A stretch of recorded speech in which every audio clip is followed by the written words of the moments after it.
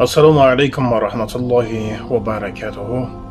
برادران و خواهران هم مسافر و هم هموطن من، الله سبحانه و تعالی در این روز سعید جمعه از خیر و برکات اون همگی ما و شما را نصیب روزه گردانه و گناه های ما را مغفرت، توبه های ما را مقبول و دعاهای همه ما و شما را مستجاب گرداند انشاءالله.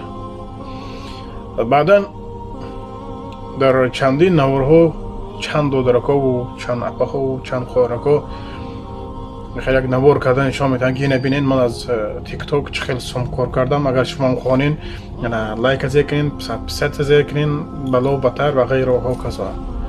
دوستان، اولا این تیک توک چایخانه بی دروازه نیست.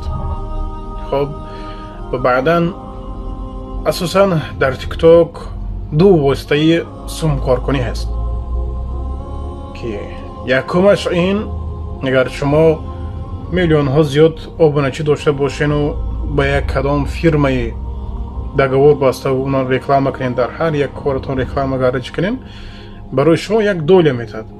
خب برای رکلام کردن یک مبلغی معین موافق دگوارتون میتاد. انا روح دومی که نه از در تیک توک این طلبندگی.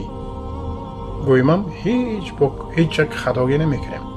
یعنی چه خیلی الان که مردم همین باطل میزنن، خب پدرکای قیمت با همگیتون میدونید. حتی این در اکران های خود میبینید که هر یک پدرکش از اما یک روبل سر کرده تا 7 8 10 20 هزار پدرکه است.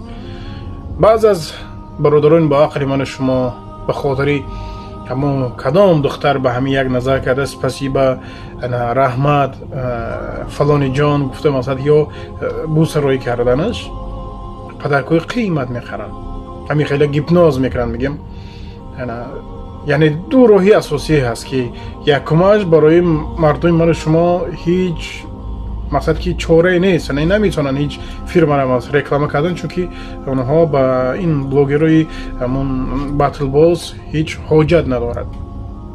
اما این طلبندگی الان در بین تیک توک بازان محترم خیلی پخش شده است. لیکن دوستان من، حال هم وقت از روز سعید جمعه است. استغفر الله بگین. پیامبر خدا صلی الله علیه و سلم گفتن برای مسلمان این شرمندگی است، بی‌ناموسی است که طلبندگی کند. شما نه این طلبندگی نیست که خودتون فریب میکنین، لیکن دوستی من وقتی این طلبندگی نباشد برو کار کن. سودا است، تاکسیست است، تریتل است، هر کاری که هست روی حلال باشد. لیکن دست و پای روان داری و در پشتی تلفن نشسته و اکا جانا پدیش کنین، اپا پدیش کنین، جوسکی اتویت پین، جوسکی این تین. دوستی من اونجا جوسکی جواب خواهی داد که دیگه هیچ فجمانی کار نمیتد. خواهرکای من، برادرای من، اکاهای من، روز سعید جمعه است. روز کتابه شما انشاءالله رحمان مقبول درگاه است. از این طلبندگی، از این پدرکه زدن و درست خیر روزی خودتان برای کیم کدام یک بیعقل و یک صاحب تیک توکی نه با ایمان شما کار دارد، نه با وی، نه با آخرت شما کار ندارد، با اونو صرف نکنین. برای این باز تکرار میکنم که فقط دو راهی سوم کار کنی از تیک توک است. یکی رکلام یک فیرما که این با توانایی هیچ یک باتل بازانی ما طوری نمیاد. دویم فقط طلبندگی که الان 99.9% باتل بازان کرده ایستادند و خلاص. الله سبحانه و تعالی همگی من و شما را از راه حلال رزق روزی خوردن نصیب روزی گرداند. و السلام علیکم و رحمت الله. اگر در وقت نوار یک سخنی داخل از من شده باشد عذر زیاد. الله نگهبان همه شما.